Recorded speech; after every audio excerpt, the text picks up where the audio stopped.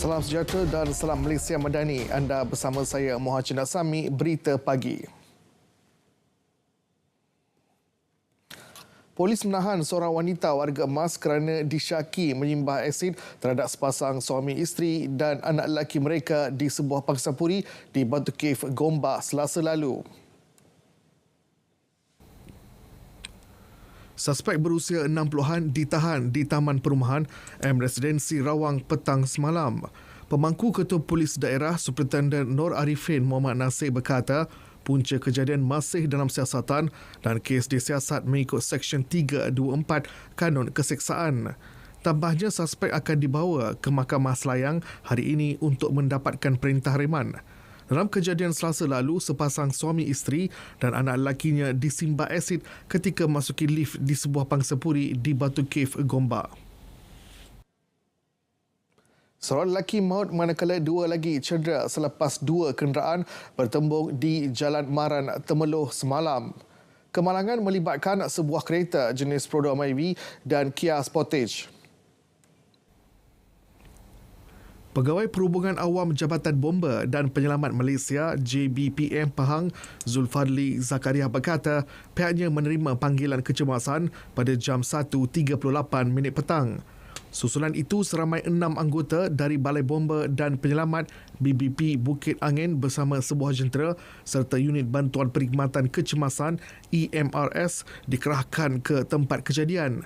Ketika tiba di lokasi, pihaknya mendapati seorang lelaki dewasa tersepit di bahagian kerusi pemandu kenderaan jenis Myvi. Mangsa kemudian berjaya dikeluarkan namun disahkan meninggal dunia oleh petugas kesihatan. Penumpang Myvi dan pemandu Kia yang cedera dihantar ke hospital bagi mendapatkan rawatan lanjut. Seorang lelaki temui lemas selepas mandi bersama 3 orang rakannya di kampung orang asli Sungai Tangang, Ulu Kintab. Bangsa dikenali sebagai UK Santosh berusia 18 tahun. Penolong Pengarah Bahagian Operasi Jabatan Bomba dan Penyelamat Malaysia JBPM Perak Sabruzi Nur Ahmad berkata pihaknya menerima maklumat awal berhubung kejadian itu petang semalam. Sepasukan anggota dari Balai Bomba dan Penyelamat BBP Tambun diantar ke lokasi kejadian. Jelas beliau mangsa telah dijumpai oleh orang asli yang tinggal di kawasan berkenaan. Mangsa disahkan maut oleh pihak hospital dan diserahkan kepada pihak polis untuk tindakan lanjut. 8 penunggang berusia 17 hingga 21 tahun antara ditahan kerana melakukan aksi berbahaya dalam operasi Samsing Jalanan. Ketua Jabatan Siasatan dan Penguasaan Trafik JSPT Kuala Lumpur Assistant Commissioner Sarifuddin Muhammad Saleh berkata operasi yang membabitkan pegawai dan anggota JSPT Kuala Lumpur dilaksanakan di lebuh raya bertingkat Ampang Kuala Lumpur Akleh dan lebuh raya Duta Ulu Kelang Duke. Sementara itu, hormat undang-undang jalan raya yang dijalankan JSPT Kuala Lumpur dengan kerjasama Jabatan Alam Sekitar JAS dan Jabatan Pengangkutan Jalan JPJ bermula 11 malam tadi menyita 10 motosikal dan sebuah kereta. 3 kereta dan 1 motosikal adalah kenderaan yang digunakan warga asing.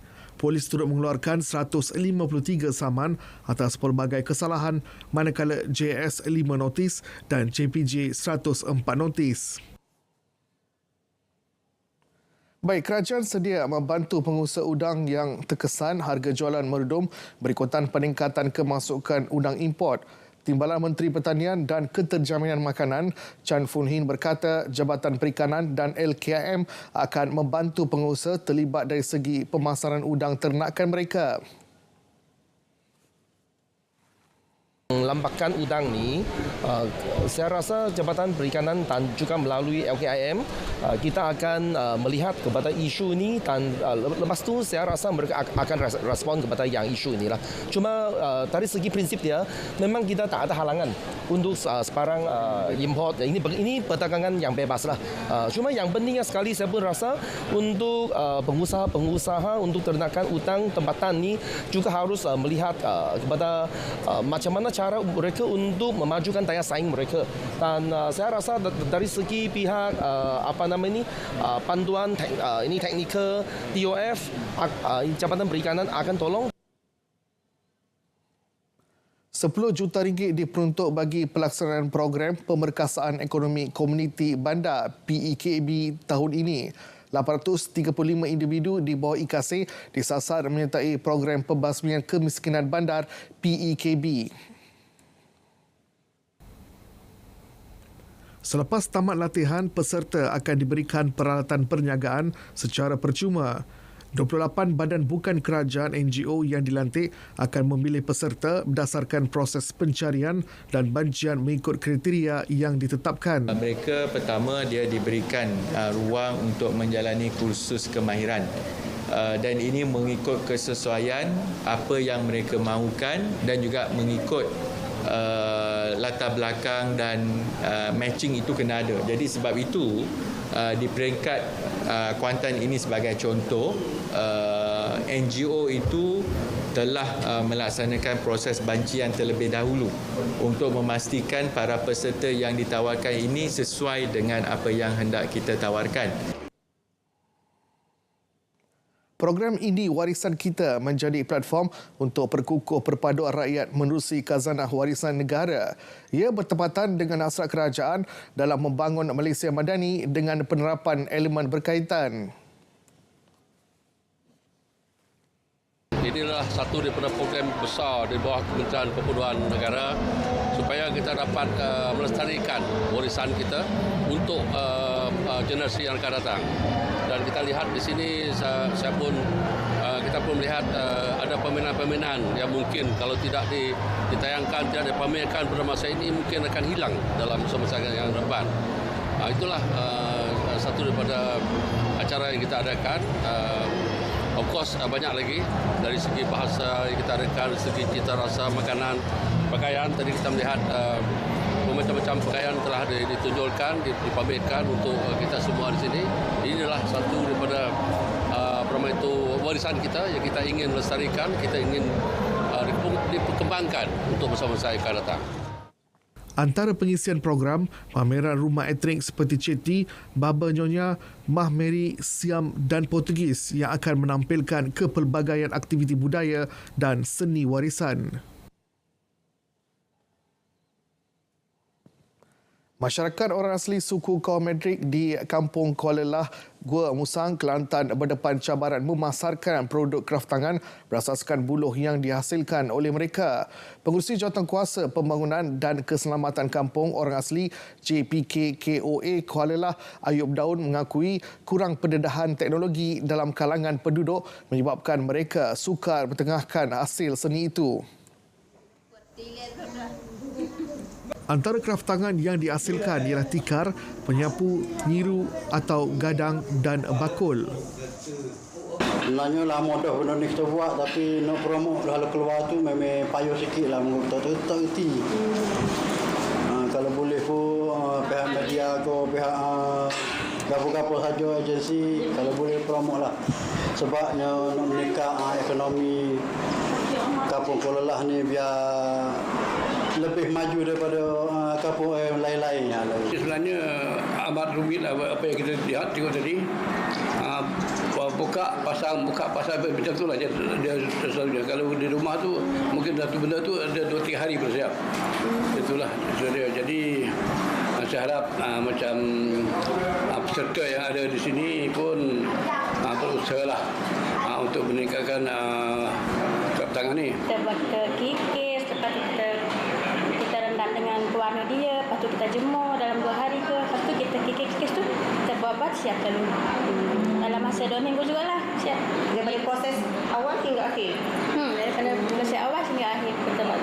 Kalau generasi lain patutnya belajar jugalah, daripada kita tak belajar kan, baik kita belajar juga. Terdapat lebih 300 penduduk orang asli suku kaum Mandrik di Kampung Kuala Lah.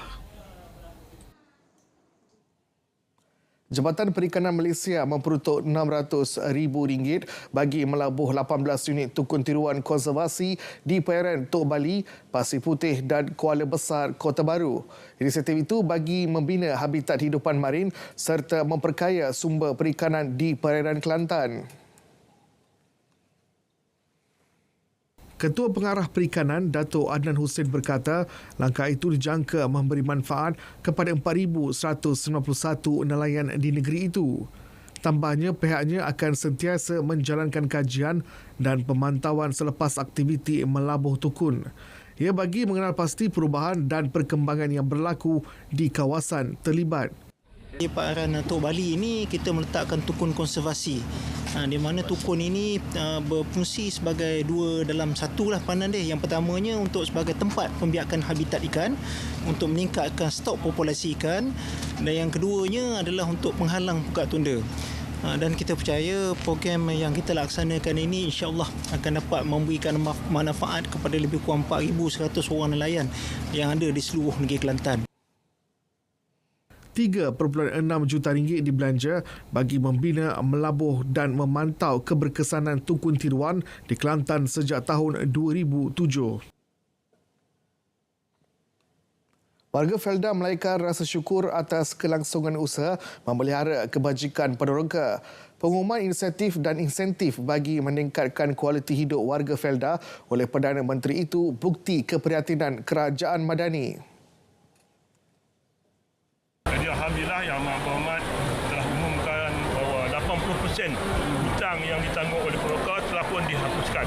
Yang mana kami ni dah lama menunggulah masuk anak-anak peneroka kami generasi kedua.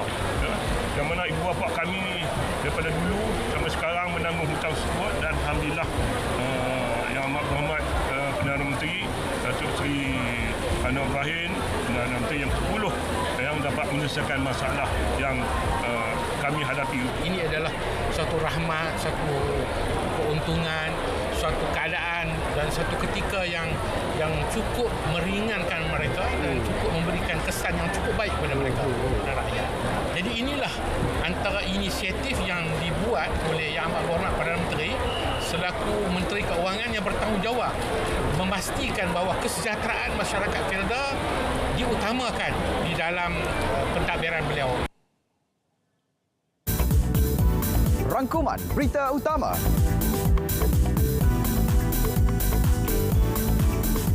Esensi ringkas, padat dan benar. Saksikan setiap hari Kanta 744 mendahului berita.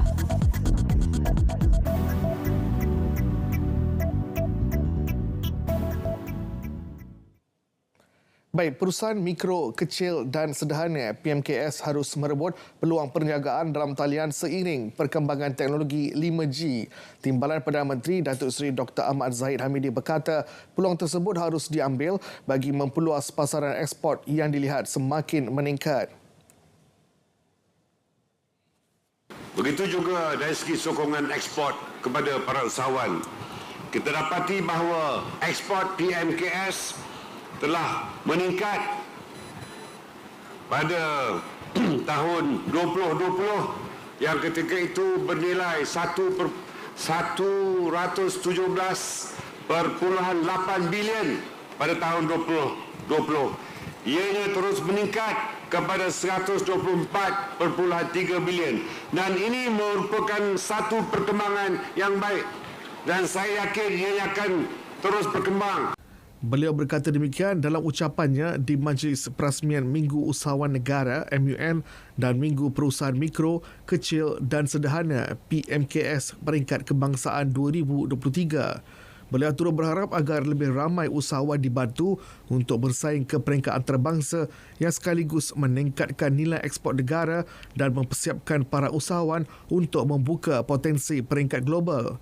MUN dan Minggu PMKS telah merekodkan kehadiran lebih 120,000 pengunjung dan berjaya merekodkan jualan langsung sekitar 1.96 juta ringgit serta potensi jualan sekitar 51.61 juta ringgit. Liputan jalur lebar mudah alih 4G di Selangor telah mencapai 99.87% dengan purata kelajuan mudah alih mencecah 55.96 MB sesaat. Jelas Menteri Komunikasi dan Digital Fahmi Fadzil, liputan jalur lebar menerusi Pelan Jalinan Digital Negara Jendela Fasa 1 juga mencatat pencapaian yang memberangsangkan dengan 17 menara komunikasi baru dijangka siap menjelang akhir tahun ini. Syarikat telekomunikasi terlibat turut diminta mempercepatkan pengoperasian menara berkenaan untuk manfaat rakyat sekitar. Dan 11 daripadanya telah siap. Dan dalam tindakan pihak penyedia telekomunikasi untuk pemasangan peralatan komunikasi. Saya telah menerima maklumat daripada Jabatan Penerangan pagi tadi. Daripada 11 yang siap, 8 lagi belum on air. Saya akan lawat salah satu daripada 8 ini dalam masa terdekat. Kalau saya dapati tidak ada perancangan segera untuk mengaktifkan menara-menara ini, maka be prepared. Jadi saya minta disegerakan. Beliau berkata demikian dalam program hari bersama Komuniti Pusat Ekonomi Digital di Pedi Kancung Darat. Tindakan segera yang dilakukan Kementerian Komunikasi dan Digital dalam usaha meningkatkan kesalih hubungan internet di kampus menerima reaksi positif mahasiswa. Ia selepas menterinya Fahmi Fadzil turun ke Universiti Teknologi Mara UiTM kampus Dengkil semalam. Usaha itu selari dengan hasrat Perdana Menteri yang mahukan internet di kampus berada di tahap yang terbaik. Gembira lah, tak sangka dapat kunjungan menteri kan. So saya berharap pada saya ini satu capaian besar lah untuk peringkat asasi ini. Sebab YB datang mengunjungi kami untuk membaiki masalah internet yang kami hadapi. Saya agak gembira apabila YB sendiri turun untuk tengok, untuk lihat sendiri macam mana kelajuan internet kat sini, macam mana pengalaman-pengalaman kami kat sini dekat menggunakan internet di UiTM. So bila YB turun, maksudnya YB macam ambil tahu, ambil cakna dengan masalah-masalah dekat sini. Nilai kerugian bagi kes penipuan dalam talian menerusi Facebook dan Instagram di Malaysia berjumlah RM302 juta dari 2021 sehingga bulan lepas. Timbalan Menteri Komunikasi dan Digital Teo Nii Chin berkata penipuan di Facebook berjumlah RM232 juta manakala RM70 juta bagi pengguna Instagram. Untuk Facebook sahaja, tahun 2021 kerugian yang diakibatkan ataupun kerugian yang direkodkan oleh sebab penipuan yang mengguna pakai Facebook adalah RM80 juta. 2022 RM92 juta. Tetapi tahun ini sahaja setakat Januari sampai Jun sudah merekodkan kerugian sebanyak RM60 juta. Jadi kalau ikut trend ini, maksudnya tahun ini mungkin kerugian yang kami akan merekod adalah RM120 juta. Beliau ditemui selepas sesi penyerahan sumbangan RM6,000 kepada sebuah pusat kecergasan dan latihan pertahanan diri di Kulai, Johor. Pertemuan telah dibuat bersama syarikat Meta yang memiliki 2 laman sosial itu. Syarikat itu berjanji untuk menambah baik perkhidmatan bagi memastikan isu penipuan tidak berlarutan. Tabung Haji TH akan mengadakan mesyuarat penutupan dengan pelbagai kementerian dan agensi penyedia perkhidmatan haji di Arab Saudi bagi menilai semula tahap perkhidmatan dan kemudahan musim haji tahun ini. Maklum balas yang saya terima ni sama ada saya terima melalui WhatsApp ataupun yang saya terima melalui email, dan juga yang interaksi saya dengan jemaah haji semasa di Arafah, selepas daripada Mina di Muzdalifah. So jadi maknanya yang ni maklum balas yang saya terima dan terus saya berikan kepada Tuan Syed Hamada, CEO Tabung Haji, untuk mengambil tindakan dalam postmortem yang bakal mereka adakan.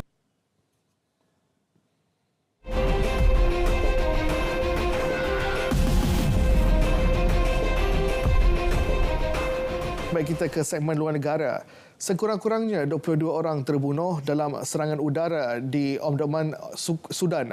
Menerusi video yang disiarkan Kementerian Kesihatan Sudan memaparkan situasi insiden terbabit selain menunjukkan mangsa maut ditutupi selimut.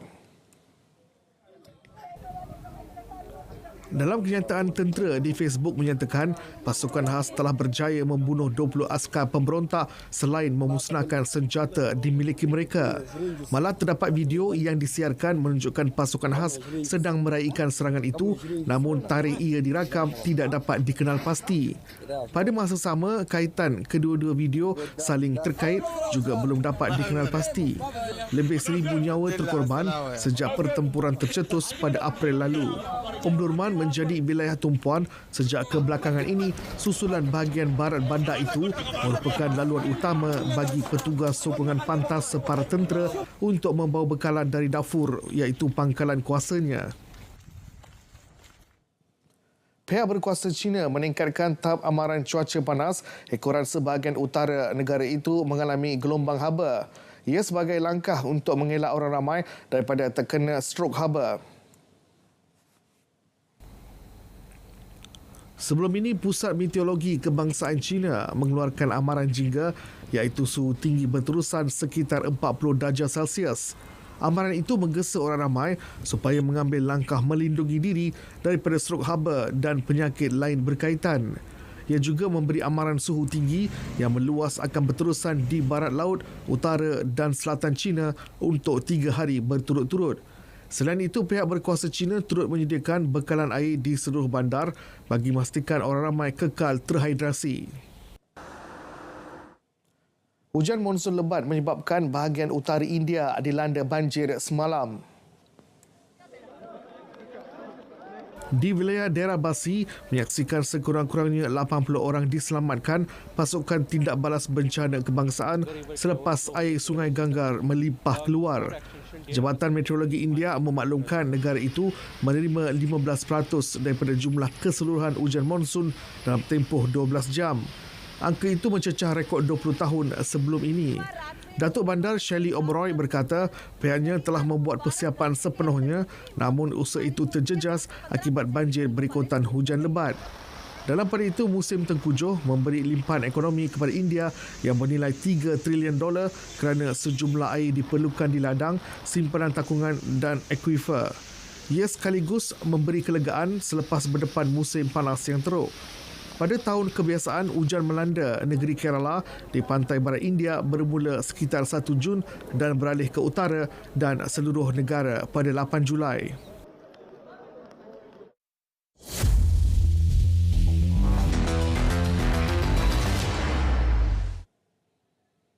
Baik, kita mulakan dengan berita bola sepak Liga Super.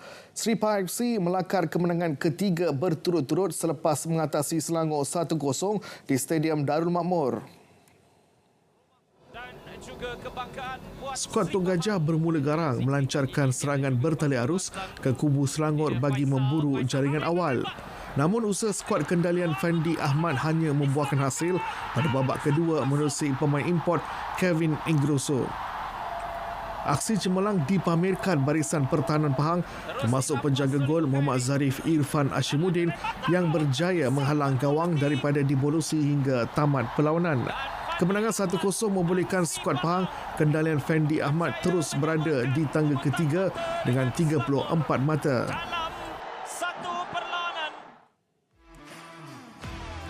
Sementara itu, Kedah Darul Aman FC KDA FC berjaya mengutip 3 mata penuh selepas tidak berdepan masalah menumpaskan PDRM FC 2-0 di tempat lawan.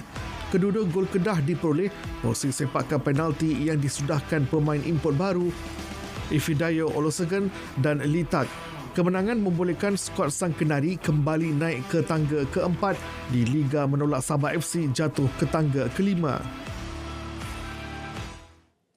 Kementerian Belia dan Sukan KBS telah meluluskan peruntukan RM400,000 bagi membuka semula dan menaik taraf litar motocross di Sungai Batu Pahat, Kangar, Perlis. Timbalan Menteri Belia dan Sukan Adam Adli Abdul Halim berkata ini bagi membantu merancangkan industri sukan permotoran di negeri berkenaan.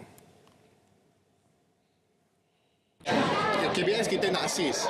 Tentu sekali bila kerajaan negeri terutama sekali angkat cadangan untuk menaik taraf lapangan motocross tersebut, dan kita buat lawatan, dan jabatan pun sebelum ini dah buat orang kata tinjauan, memang ada keperluan. Jadi kita harap ini satu peluang yang baik untuk kita bangunkan. Terutama tadi dari perbincangan dengan BSCO juga, kita nampak bahawa negeri Perlis ni ada potensi untuk bangunkan pelancongan sukan.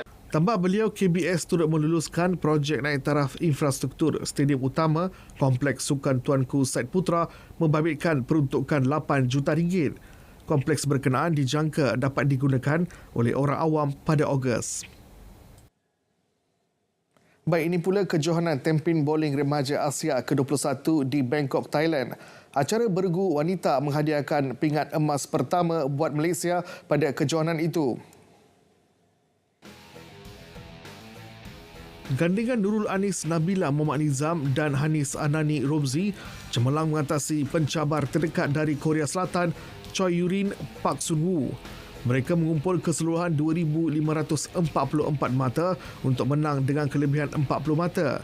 Pingat gangsa menjadi milik pasangan Singapura Erin Tae Colin P. Malaysia turut membawa pulang masing-masing satu perak dalam acara bergu lelaki menerusi gandingan Sen Fan Yu, Muhammad Haris Adlan Azman, dan satu gangsa menerusi Muhammad Daniel Abu Samah, Syabil Azam Samsul Azam. Kejohanan Tampin Bowling Remaja Asia ke-21 berlangsung dari 4 hingga 12 Julai ini. Seramai 8,500 peserta menyertai NPE Highway Challenge siri kedua di Lebuh Raya Baru Pantai NPE. Pelepasan disempurnakan oleh Menteri Belia dan Sukan Hanayo. Larian ini melibatkan 3 kategori iaitu 21 km, 10 km dan 5 km.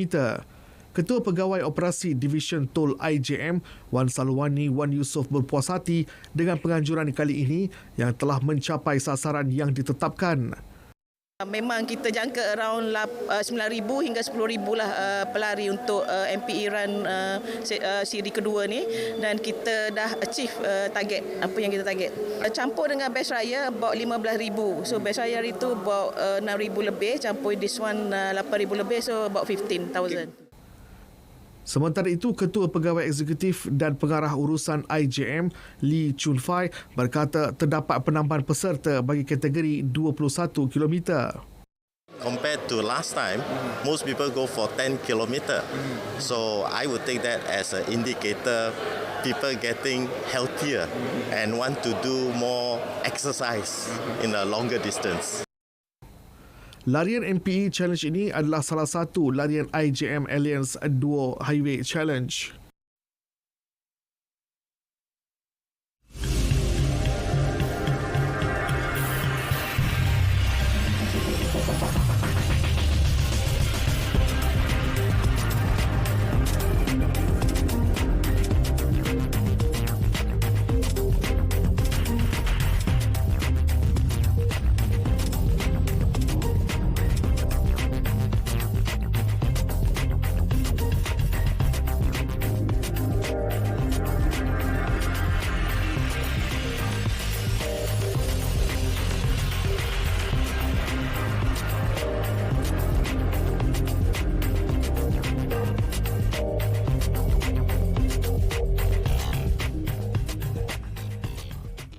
Baik, Berita Pagi melabuhkan tirainya. Ikuti Berita Pagi Sabah dan Berita Pagi Sarawak selepas ini untuk perkembangan berita setempat. Malaysia Madani, tekad perpaduan penuhi harapan.